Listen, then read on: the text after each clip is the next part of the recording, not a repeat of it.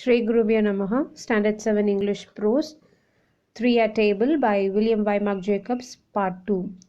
In the previous video, 3 at Table Part 1, we saw an introduction on the author, William Y. Jacobs, and first half of the story. Now in this video, we're going to learn the rest of the prose. But before that, we'll have a quick recap of Part 1. So the story was about a veteran sailor who one day decided to go out for a walk in the English countryside, and he narrates about a strange incident that he experienced. The scene of the story starts in a coffee room. A few men start a conversation on ghosts. A sailor happens to get into a conversation. The sailor is actually the narrator. The men had the impression that sailors are much prone to have visions. So the sailor started describing the only unpleasant incident in his life. He started narrating the incident, saying that once he happened to go for a self-invited visit to his uncle's place, for the narrator's family had gone to the south of France and they were to return in a couple of days. Since his uncle's place was also locked, the narrator decided to pass the time somehow until they are back. He booked a room in a decent inn and he started exploring the place. He had a good lunch and walked around. By the evening, when the night started to draw, he lost his way. He walked so long and shouted around to find someone. Finally, he found a man and the narrator inquired him about the route and distance to Asheville. The man guided him but warned the narrator about the only house that can be seen. He said that there was something in there, not very common and pleasant. He himself did not know either as to what that was. Later, the narrator had no choice but to knock on that door to inquire about the route. He met a wife and a husband, and he could not escape the scene of dining with them. He seemed quite creepy, and their words seemed even creepier. They wanted to dine in the dark. So we stopped at where Anne, the old woman, entered the dining hall to set the table for dinner. So we'll continue from here. The old woman entered and began to lay the cloth, while my host, taking a chair the other side of the fireplace, sat looking silently into the fire. The table set, the old woman placed 3 chairs and left the room. The old man rose from his chair, placed a large screen in front of the fire, and slowly extinguished the candles. "Blind man's holiday," he said, and grouping his way to the door, he opened it. Somebody came back into the room with him and took a seat at the table. The strangest voice I have ever heard, broke the silence. So the old woman, Anne, entered the dining hall and began to set the table for dinner. Meanwhile, old man sat on the other side of the table near the fireplace, looking silently into the fire. So once the table was set, the old woman placed 3 chairs and left the room. Meanwhile, the old man, who sat near the fire, got up and placed a large screen in front of the fire and put off the candles. After he made a funny comment, he opened the door of a room by groping his way in the dark. Someone came out from the room along with the old man and took a seat at the table. That was actually the owner of the strange voice that the author fancied before, and finally it broke its silence. Here the third person has been referred as it because the author had no clue whether it is an animal or a beast or some strange creature. "So, a cold night," it said slowly. "Yes," I replied. "It was somewhat difficult eating in the dark, and it was obvious from the behavior of my invisible companions that they were not used to dining under such circumstances as I was." We ate in silence until the old woman came into the room with some sweets. So it started to speak up by commenting about the cold night, for which the author replied affirmatively. The narrator also found that it was obvious from the behavior of the invisible companions that is, the old man and the other, were not used to dine under the dark as the narrator. So narrator had over 30 years of experience at sea and had a lot of practice by dining under the dark, but not his companions. They ate in silence until the woman entered the room with some desserts or sweets. "Are you a stranger here?" inquired the curious voice again.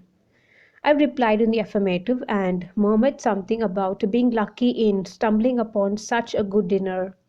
There was something so strange about the whole business. I could see a pair of wild eyes shining like a cat's. With a growing sense of uneasiness, I pushed my chair back. It caught the rug, and in my efforts to disentangle it, the screen in front of the fire fell over with a crash. So now, so-called as the curious voice started to inquire the author by asking him whether he was a stranger to the place, for which the narrator or the author replied in an affirmation, which means yes, and also murmured about being so lucky to have such a good dinner. But there was something so strange about the whole business. The narrator could see a pair of wild eyes that glows like a or shines like a cat's eyes in the dark. So soon the narrator felt so uneasy and pushed his chair back, which caught the rug, and the screen which was placed before the fire fell over with a crash. In the flickering light of the fire, I saw the face of the creature opposite. Man or beast, which was it? In the mere red glow of the fire, the face looked more devilish than before. "I beg your pardon," said I, "but I have accidentally overturned the screen. Allow me to replace it." "No," said the old man gently. "Let it be. We have had enough of the dark. I'll give you a light." He struck a match and slowly lit the candles. So, in the flickering light of the fire, the narrator saw the face of the creature which sat in the opposite and was trying to guess what that was, whether it was a man or a beast. But in the mere red glow of the fire, the face looked even more devilish than before. The narrator quickly apologized for his accidental behavior and overturned the screen, and he tried to replace it back in front of the fire. But the old man stopped him gently, and he lit the candles for the narrator. Then I saw that the man opposite had a gaunt, weird face with only one eye. "My son was injured some years ago in a burning house," said the old man. "Since then we have lived a very retired life. When you came to the door, his voice trembled. "I thought," said the son, "that it would be better for me not to come to the dinner table. But it happens to be my birthday, and my father would not hear of my dining alone.